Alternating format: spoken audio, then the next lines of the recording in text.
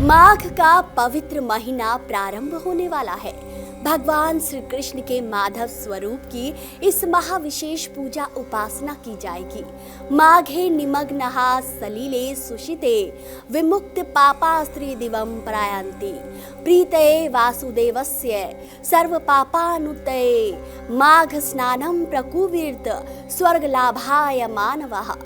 पद्म पुराण में माघ मास के महत्व का विस्तार से वर्णन करते हुए बताया गया है कि श्री हरि विष्णु को इस माह की पूजा से उतनी प्रसन्नता नहीं होती जितनी इस माह में गंगा स्नान करने से वह प्रसन्न होते हैं। इस महीने गंगा में स्नान और तिल के 6 तरीके से उपयोग, जैसे स्नान, सेवन, दान, उपटन लगाना, तिल से हवन, तिल का भोग में इस्तेमाल करना चाहिए। पुराणों के अनुसार ऐसा करने से मनुष्य को आरोग्य, ऐश्वर्य और धन की प्राप्ति होती है।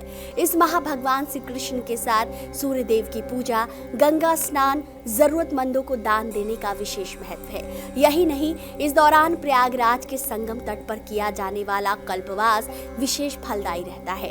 गंगा किनारे कुछ दिन सात्विक तौर तरीके से व्यतीत करना, ध्यान, स्नान और दान करने का विशेष महत्व है। मान्यता है कि माघ मास में किए गए कार्यों का फल कई जन्मों तक मिलता रहता है।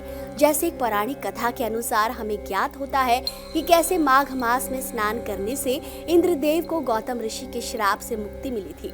तो चलिए फिर जानते हैं कि आखिर माघ का पवित्र माह कब से प्रारंभ हो रहा है, इस माह से जुड़े नियम क्या है और कौन सी है वो प्रचलित कथा जिसे इस माह अवश्य सुनना चाहिए। मित्रों, 26 जनवरी 2024 से माघ माह का प्रारंभ हो रहा है और इसकी समाप्ति 24 फरवरी 2024 को होगी।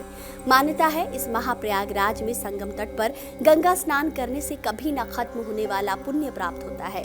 इस माह अन्न, वस्त्र, तिल, गुड़, कंबल, घी, भगवत गीता पुस्तक, गेहूं, जल का दान, कई हजार स्वर्ण दान के समान माना गया है।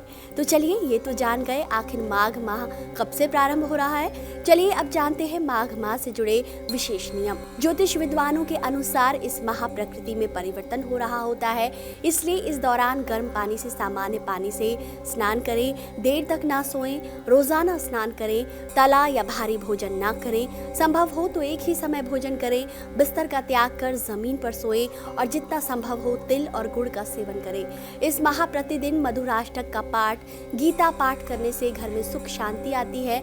शनि दोषों से मुक्ति के लिए काले तिल का दान और राहु दोष से मुक्ति के लिए गर्म कपड़े और कंबल का दान अवश्य करना चाहिए। इस दौरान ब्रह्मचर्य के नियमों का पालन भी अवश्य करना चाहिए।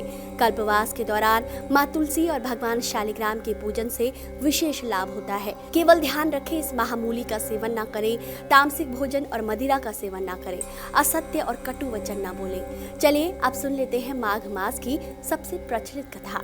कथा अनुसार बहुत समय पहले नर्मदा नदी के तट पर सुव्रत नामक एक ब्राह्मण रहते थे। वे वेद, पुराण, शास्त्रों के ज्ञाता थे, लेकिन इतने ज्ञानी होने के बाद भी उन्होंने कभी अपने ज्ञान का उपयोग कभी धर्म के लिए नहीं किया, बल्कि धन के लिए किया। कहते हैं जब सुव्रत बूढ़े हो गए तब उन्हें याद आया कि उन्होंने धन तो बहुत कमाया, लेकिन अपने परलोक सुधारने के लिए कोई काम नहीं किया। एक दिन ब्राह्मण सुव्रत के घर चोरों ने रात में सेंधमारी कर दी, लेकिन सुव्रत को इसका कोई दुख नहीं हुआ, क्योंकि वे जानते थे कि बिना कोई पुण्य काम किए ये धन उनके लिए किसी उपयोग का नहीं है। उन्होंने तय कर लिया था कि अब मुझे तो केवल परमात्मा को प्राप्त करने के लिए उपाय करने चाहिए। उन्होंने ऋषि से सलाह ली और माघ स्नान करने का संकल्प लिया। कहते हैं अपने संकल्प को पूरा करने के लिए वो 9 दिनों तक नर्मदा नदी के किनारे टिके रहे। उन्होंने 9 दिनों तक प्रातः स्नान किया। कहते हैं 10वें दिन स्नान के बाद उन्होंने अपना शरीर त्याग दिया। ब्राह्मण सुव्रत ने जीवन भर भले ही कोई अच्छा काम न किया हो, लेकिन माघ मास में स्नान करने से उनका मन निर्मल और शुद्ध हो चुका था। कहते हैं जब ब्राह्मण सुव्रत ने अपने प्राण त्यागे तो उन्हें लेने दिव्य विमान आया और माघ माह में उनके द्वारा किए तप की वजह से वे स्वर्गलोक को गए। तो दोस्तों, ऐसा है माघ माह में किए स्नान दान का महत्व। क्या आपने कभी सुनी थी माघ माह की ऐसी महत्ता? कमेंट करके अवश्य बताएं। वीडियो पसंद आया हो तो इसे जितना हो सके शेयर कीजिए। चैनल पर नए हैं तो चैनल को लाइक और सब्सक्राइब जरूर कीजिए। भगवान विष्णु की कृपा आप सब पर यूं ही बनी रहे, इसी कामना के साथ आज के लिए इतना ही।